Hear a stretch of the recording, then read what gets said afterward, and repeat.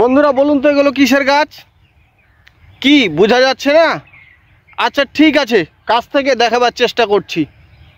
কি বোঝা যাচ্ছে? তা বোঝা যাচ্ছে না, আরও কাছ থেকে দেখাচ্ছি। এবার বোঝা যায়? আসসালামু আলাইকুম ভিউয়ার্স, দেশ ও প্রবাসে যে যেখান থেকে আমার ভিডিওটি দেখছেন, আপনাদের সবাইকে জানাই আমার শুভেচ্ছা ও ভালোবাসা। আজকে আমি নিয়ে চলে আসলাম আলুর জমিতে। এগুলো আমার আলুর জমি নয়, আমার মতোই কোনো এক ভাইয়ের আলুর জমি। তো ঠিক আছে বন্ধুরা, যে কথাটা নিয়ে আমি আজকে আলোচনা করব সেটি হচ্ছে, আমাদের দেশে অনেক পতিত জায়গা আছে যেখানে কোনো চাষাবাদ হয় না।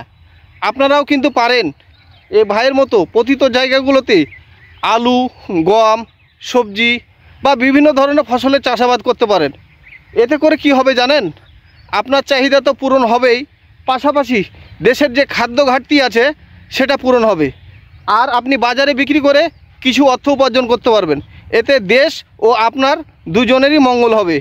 তো ধন্যবাদ বন্ধুরা, আমার এই ভিডিওটি দেখে যদি আপনাদের ভালো লেগে থাকে তাহলে লাইক, কমেন্ট আর শেয়ার করতে ভুলবেন না।